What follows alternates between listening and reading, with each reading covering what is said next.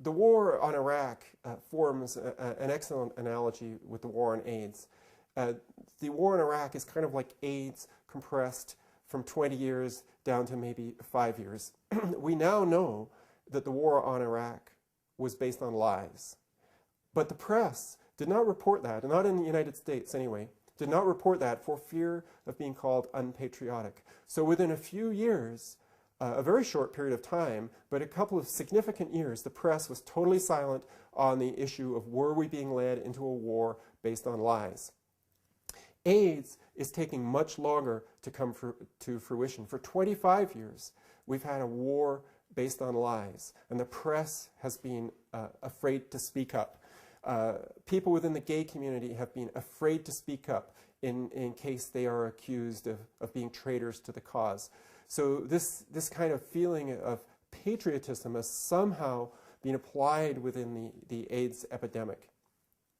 But now we have, on the war on Iraq, we have the benefit of distance. We can look back and we can see how the lies were able to be maintained by the silence of the media, how intellectuals were intimidated, how the general public was intimidated, and we can see how wrong that was. But many people still can't see the same thing with HIV and AIDS.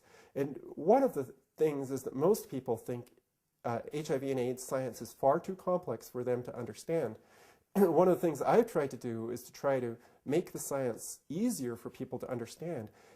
Really, it's not that difficult. And one of the best defenses of the AIDS establishment is telling you that it's far too complex for you to understand. You can't possibly understand it. Don't try, just trust us. And that has been very successful so far.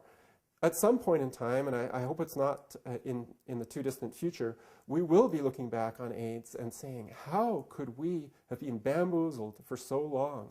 How come nobody spoke up? In actual fact, there are people speaking up, but because of the blanket silence of the mainstream media, the average person would not know that that was happening.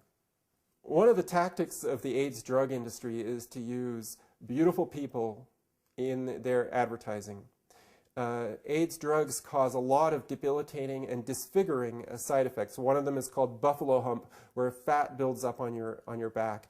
It also causes face wasting and many other things that make people look far less than their best. Yet the models you see in the advertisements always look beautiful. Their skin is flawless. There's no fat redistribution. They're just perfect. Famous people are also great as advocates for these drugs. Magic Johnson is one of the best. There's a big push to get more people in the black community to take AIDS drugs. Magic Johnson, a sports hero who's black, is obviously a perfect person for this. He's worked in the past for GlaxoSmithKline. He used to say that Combivir was the best drug for you because that was made by GlaxoSmithKline. He's now pushing a different drug because he now works for a different drug company. The impression that is given is that he is taking AIDS drugs and they have saved his life. But given that he's showing none of the side effects of the AIDS drugs, he's either extremely lucky or he's not taking the drugs. But of course, he would never say he's not taking the drugs because that would be the end of the gravy train. Although one has to say that when one is as rich as Magic Johnson, just how much more money do you need? Do you need to sell yourself to the drug companies in order to make that little bit more money? There's been a lot of excitement recently because Bill Gates has given so much money to HIV and AIDS and other health initiatives. Bill Clinton's involved with his foundation to try to get AIDS drugs to everybody in Africa. What is the motivation for these people? Why are these people doing it? I think they're quite sincere. I think Bill Gates really believes that he is helping the world. He probably went to what he considered the best resource, that is, doctors in important positions around the United States. And he would say to those doctors, what do you think that I should do to help the world if I had a few $1 billion spare? And they would say, well, give the money to us, and we will turn it into drugs for the poor in Africa, and we will turn it into condoms, and we will turn it into many different things that will save millions of lives. Well, a person like Bill Gates, who has really very little knowledge of health issues, does not have any particular issue in alternative health issues, would very easily fall for that. Here you've got very well-dressed, very personable people who are great at marketing themselves and their own services, telling Bill Gates, this is what you should do. And unfortunately, he fell for it. Alternative health doesn't take as much money. Drilling wells, teaching farmers that they should plant a variety of crops in order to have a nutritious diet, explaining to school children what nutrition is, encouraging markets to sell a wider variety of food. Those kinds of things are not sexy. What's sexy is to be able to send a shipment of drugs over to Africa in an airplane and pop one pill in the mouths of individual children and say, we've saved millions of lives by doing this. It's real simple, it's really high tech, it's real sexy, it appeals to people like Bill Gates. Another famous person who is very heavily involved in the whole AIDS industry is Bill Clinton, the former president of the United States. He is telling us what we should do. What we should be asking people like Bill Clinton is how are we going to know that what you're telling us to do is actually working? What they're really selling is hope and hopelessness at the same time. It's kind of like cancer, because the feeling you get from people talking about cancer is we're never going to cure it, but you've got to keep dumping money into research because, just on the off chance we may one of these days through chemotherapy, surgery, and radiation find miraculously a cure. We're getting the same feeling out of AIDS. You've got to buy these drugs. So far, there have been no drugs that are effective, that don't have major side effects, that are affordable.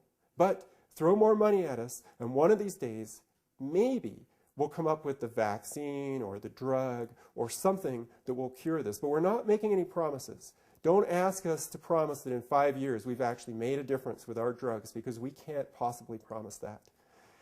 I think we could say that if we were able to give everybody in Africa clean water and adequate nutrition, that in 5 years we could make a tremendous difference to the continent of Africa. We could make that promise, and we could follow through with that promise. If we could extend breastfeeding to every woman and every baby in the world, we could make a huge difference in the lives of many babies. That would be measurable, and it would be achievable. But those things are not as sexy as flying over pills. And the good thing is, if you're a drug company, is if it worked, if there was a cure, then the gravy train would be over. So there are lots of forces at work that want to keep it rolling. They want to keep this sort of sense of hope. It's kind of like an optical illusion, like one of those things where it looks like you're always going up, but actually you're staying in the same place. It's M.C. Escher in the form of a former president of the United States. There was recently a paper published in the prestigious medical journal Lancet that claimed that all of the approximately 38 million people in the world who are HIV positive should be taking AIDS drugs. The claim of Julio Montané, a Canadian AIDS researcher, and his colleagues was that by giving everybody who is HIV positive AIDS drugs, even the majority who are not sick, that this would reduce their infectivity, and it's the only way to reduce the level of the AIDS epidemic. It's a very interesting paper because it just shows how bad the science is that's getting published in the top medical journals, and how difficult it is to counter that science. When myself and PhD mathematician Rebecca Culshaw wrote with significant concerns about the quality of this article, we got a rejection from the Lancet, and it was not a detailed rejection about we have rejected it because of particular reasons. It was the form letter you get when they haven't even read your letter, or they gave it a perfunctory glance. So what was wrong with this paper? Well, for one thing, they said that with the newer pills, which combine multiple AIDS drugs, usually 3 in one pill, that only need to be taken once a day, that are relatively cheap, about $1 a day, that you could actually give everybody in the world who is HIV positive a pill a day for $1 a day. Well, this is obviously ridiculous. The pill itself costs $1. In order to know who the 38 million HIV positive people are, you would have to test everybody in the world, which I think is about 6 billion people right now, for HIV every year. So what's the cost of billions of HIV tests every year? That cost has got to be huge. The second point is that these scientists obviously didn't read the label that comes with this drug, the prescribing information that the manufacturer provides on their own website. They called the drug safe and effective. They didn't notice that it has a black box warning against liver damage, skin disease, liver failure. It has warnings about psychiatric syndromes.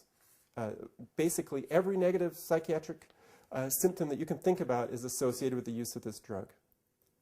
Nervous symptoms, including hallucinations, stupor, amnesia, renal impairment, that's kidney disease. And because of the kidney disease, you need regular testing for your creatinine levels. Regular testing is going to cost a lot of money for 38 million people. Another point is that women of reproductive age, maybe a quarter of the 38 million people, should be using 2 forms of birth control because of the danger of birth deformities by using this drug. But they are nice enough to say that if you do get pregnant with this drug, please phone them and let them know how the pregnancy works out, because they're interested in knowing whether your baby has a birth defect or not.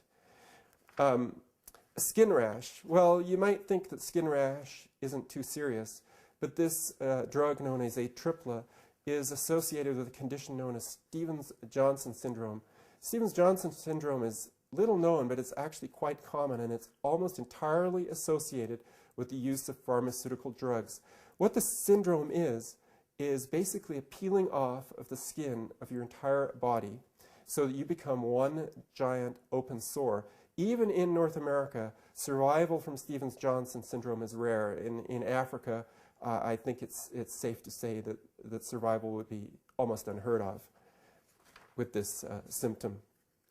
Liver enzymes. Everybody who's taking this drug, and most AIDS drugs, should go for regular liver monitoring, liver enzyme monitoring. Otherwise, your liver may give out with no warning. So how much is it going to cost for 38 million people to be monitored on a regular basis for the health of their liver? And how can you call a drug safe and effective when it can knock out your liver, it can knock out your kidneys, it can knock out your skin, and that's just a few of the major side effects. It causes a reduction in bone density, which can cause fractures, which can mean that the people taking these drugs will lose the ability to work. They become crippled. Only one leg works. So for people in Africa, if they lose the ability to work when they're living hand to mouth, that's not only doomed them, it's probably doomed their entire family. And then with the same drug, there's a long list of medications that should not be taken with this drug that can cause cardiac arrest, skin disorders, many other side effects can be caused by the combination of this drug with others. And in Africa, of course, there's a huge unregulated drug market. You can buy just about anything on the open market without a prescription. So there are going to be people taking many other pills that they probably don't even need. But in combination with these AIDS drugs, there are going to be numerous fatal side effects that occur from this. Another thing these scientists said with these 38 million people is that there was evidence from Taiwan that when AIDS drugs known as HAART, or highly active antiretroviral therapy, were given to everybody free in Taiwan, that the incidence of AIDS and HIV infection went down.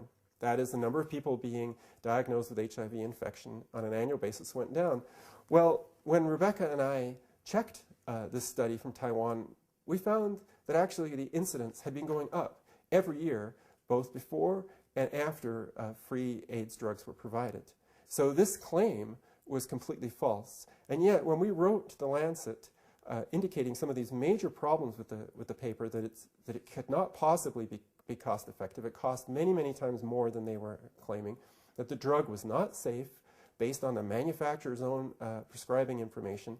That some of the information in the drug, some of the information in the paper was false. We were just brushed off. And this is very common from top scientists like Dr. Peter Duesberg down to people who are lay experts who have studied this issue and have specific concerns. One letter was published in Lancet. It was a very weak attack on the paper. Another problem with this paper from a scientific point of view, and this is also very common, is it was all based on a mathematical model. But the mathematical model was kept secret. There was no information on what the algorithm was in the model, what the inputs to the model were. There were brief summaries of some of this, but the actual model was not made public. So in other words, there's no possibility for scientists to look at the model, to check the inputs, to check the accuracy of the model, to criticize it. So it's basically science by press release, but once you get your press release into a journal like Lancet, it becomes the truth. If you carefully read the fine print at the end of the journal, you would have seen that all the authors had major conflicts of interest. They're getting big money, and where are they getting this money from? Well, they're getting it from the AIDS drug companies. Having high-profile scientists say that AIDS drugs are life-saving is taken by the press as proof that they're life-saving. The press rarely comments on the fact that all of these scientists, or not all of them, but the majority of these scientists are on the take from the drug companies.